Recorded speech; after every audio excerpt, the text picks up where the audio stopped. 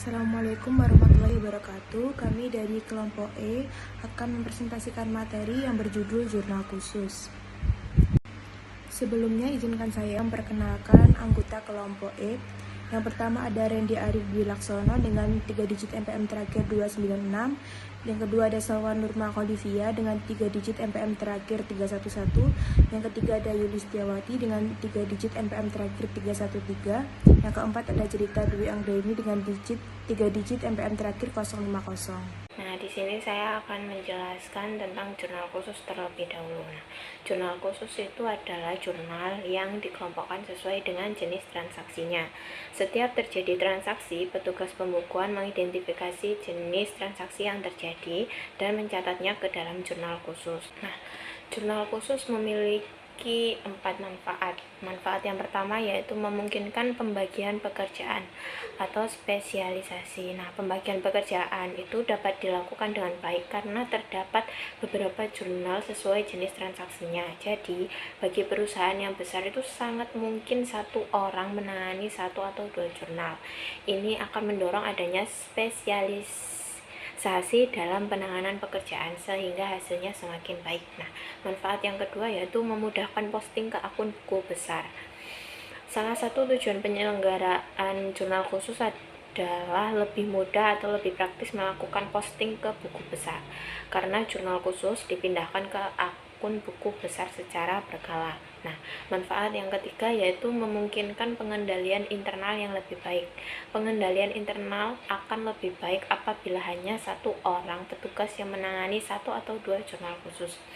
Manfaat yang terakhir atau yang keempat yaitu menghemat biaya. Menggunakan jurnal khusus memungkinkan penghematan biaya karena dapat menghemat kertas dan tenaga. Dengan jurnal umum, untuk 100 kali transaksi yang sama dibutuhkan 100 kali posting ke akun buku besar. Sedangkan pada jurnal khusus, posting dapat dilakukan 1 kali saja. Jurnal khusus ini dikelompokkan menjadi 4, yaitu yang pertama jurnal penjualan, yang kedua jurnal pembelian, yang ketiga jurnal penerimaan kas, dan yang terakhir yaitu jurnal pengeluaran kas. Nah, materi selanjutnya yaitu jurnal penjualan. Nah, jurnal penjualan adalah jurnal khusus untuk mencatat transaksi penjualan barang dagangan secara kredit. Penjualan secara tunai itu tidak dicatat pada jurnal penjualan ini, melainkan dicatat pada jurnal penerimaan kas. Nah, di bawah ini di atas terdapat bentuk jurnal penjualan.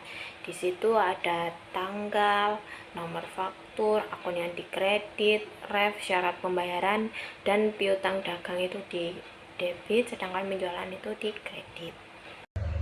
Selanjutnya ada jurnal pembelian. Jurnal pembelian adalah jurnal khusus untuk mencatat pembelian barang dagang dan harta lainnya secara kredit. Selanjutnya dapat dilihat tabel jurnal pembelian. Yang nomor 1 yaitu untuk mencatat tanggal transaksi, yang kedua yaitu untuk mencatat nomor faktur, yang ketiga yaitu akun yang dikredit itu untuk menuliskan atau mencatatkan nama kreditur atau akun buku besar pembantu. Yang keempat ada ref yaitu untuk memberi tanda centang jika akun yang dikredit pada buku besar pembantu telah dicatat. Dan selanjutnya ada syarat pembayaran. Yang nomor 5 ini untuk mencatat syarat pembayaran. Dan yang keenam untuk mencatat jumlah pembelian dan utang dagang. Baik, di sini saya akan menjelaskan definisi tentang jurnal penerimaan kas. Jurnal penerimaan kas yaitu jurnal khusus yang digunakan untuk mencatat semua transaksi secara tunai. Jadi untuk jurnal pengeluaran kas adalah jurnal khusus untuk mencatat pembayaran transaksi yang dilakukan oleh perusahaan untuk berbagai tujuan. Transaksi yang sering terjadi adalah pembayaran utang dan pembelian tunai barang dagang. Nah, selanjutnya yaitu contoh soal dan pembahasan. Yang pertama yaitu jurnal penjualan. Di sini sudah terdapat sebuah soal yaitu selama bulan Februari 2015 PD Orchid mempunyai transaksi sebagai berikut. Sebelumnya jurnal penjualan itu kan jurnal khusus untuk mencatat transaksi penjualan barang dagangan secara kredit. Pada soal ini tuh terdapat 3 transaksi yang akan dimasukkan ke jurnal penjualan.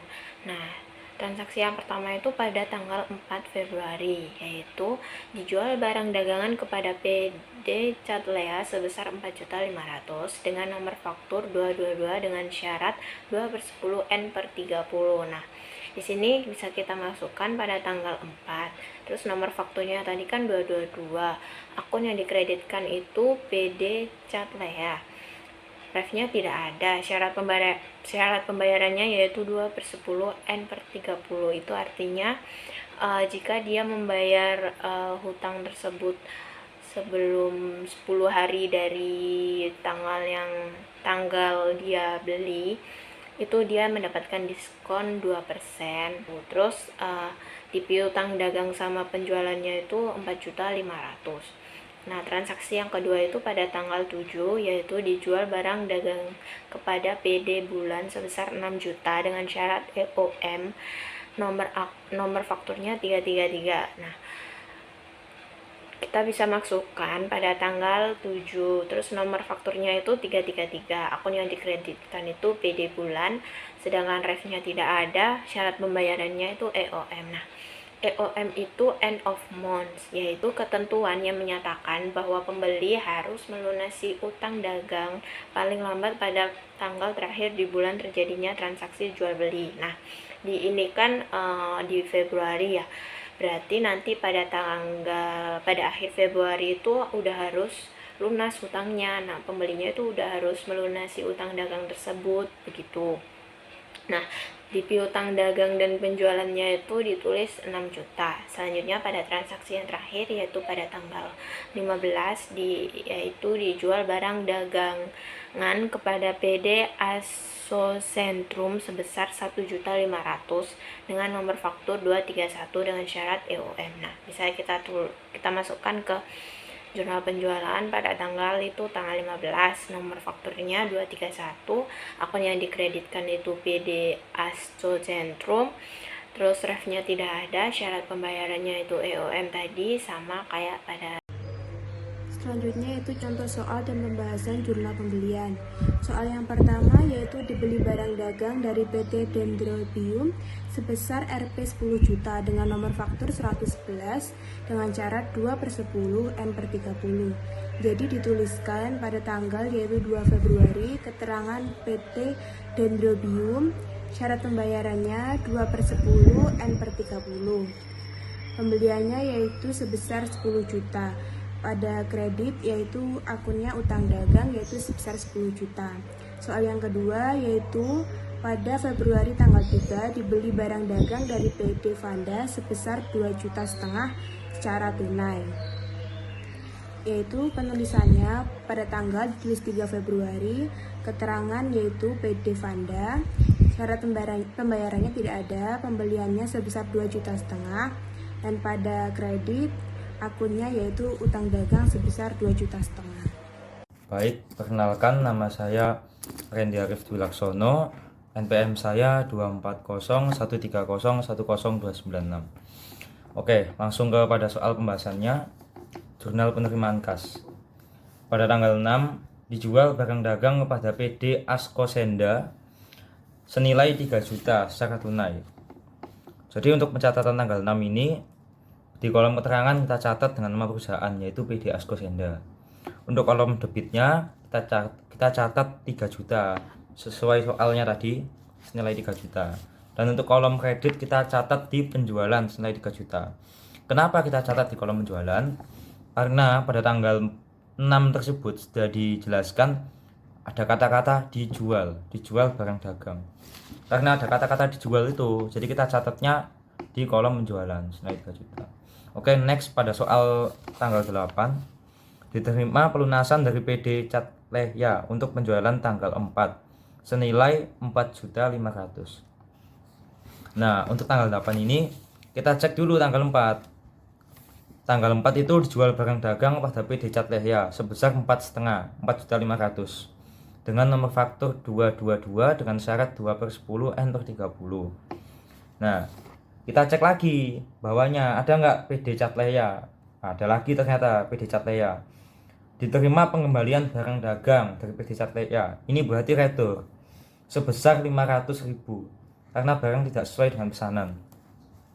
Nah, karena itu ada kreditur sebesar 500.000, jadi 4.500.000 dikurangi 500 masih 4 juta. Jadi piutangnya masih 4 juta. Lalu pada tanggal 4 itu ada potongan senilai 2% dalam waktu jatuh tempo pembayaran 10 hari.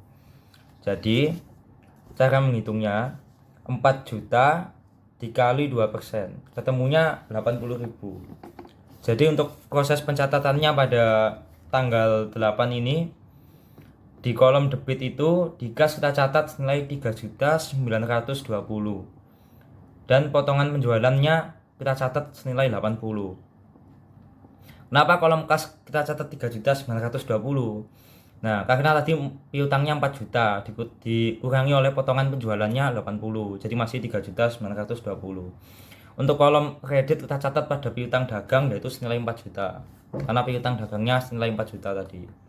Next ke soal selanjutnya, pada tanggal 12 diterima pendapatan bunga dari Bank BNI sebesar 250.000.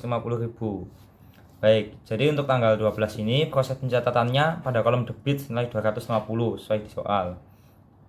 Karena mendapat bunga dari bank, otomatis kan kasnya bertambah, jadi kita catat pada kolom kas 250.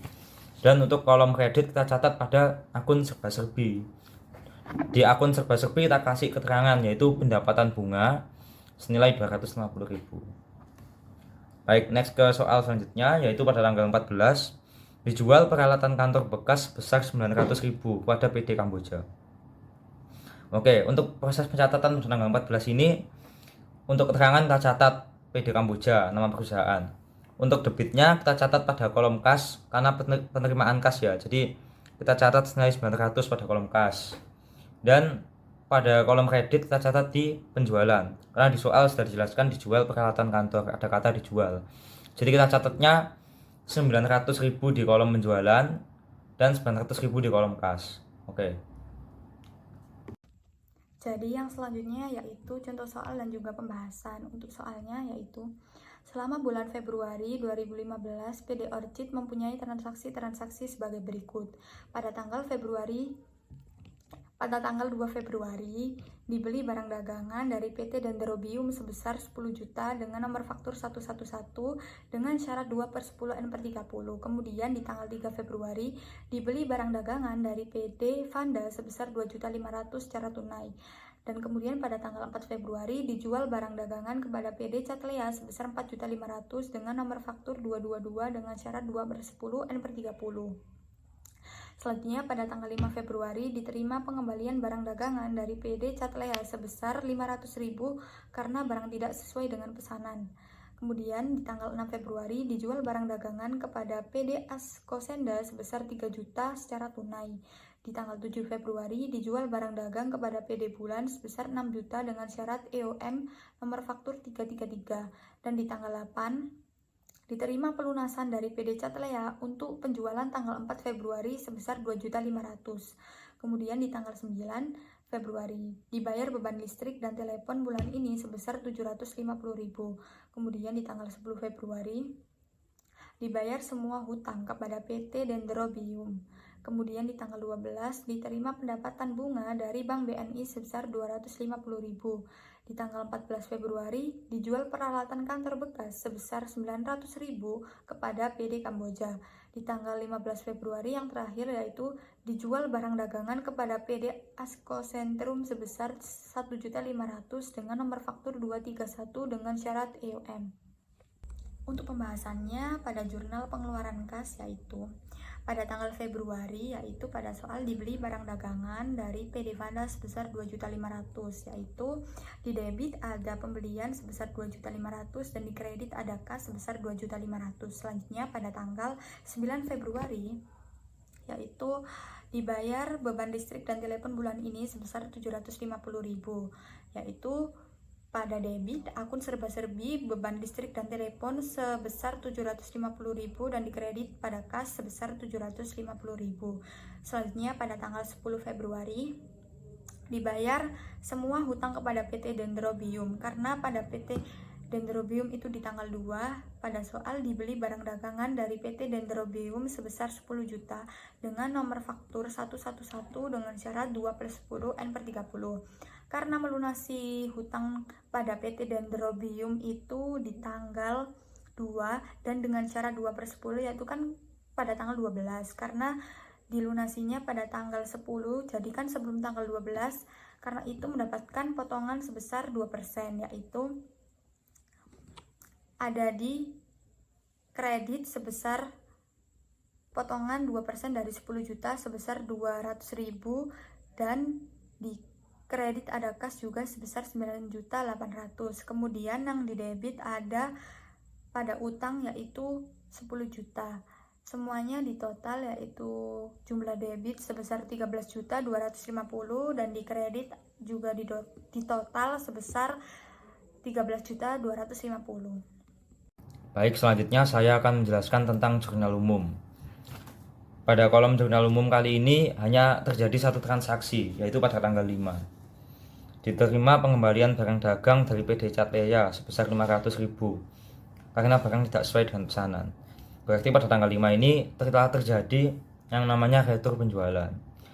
Kalau kita cek pada tanggal 4, PD Catleya itu kita menjual barang dagang PD Catleya, tapi secara kredit karena ada kata syarat dan faktur. Semua transaksi yang secara kredit, retur yang secara kredit, pasti masuknya di jurnal umum. Jadi kita catat pada kolom jurnal umum tanggal 5, nama akunnya retur penjualan pada piutang dagang. Karena dia secara kredit, jadi piutang dagang, menyisakan piutang. Dan untuk kolom debitnya senilai 500, kolom kreditnya juga 500. Untuk kolom paling kanan sendiri kita kasih keterangan PD Catleya.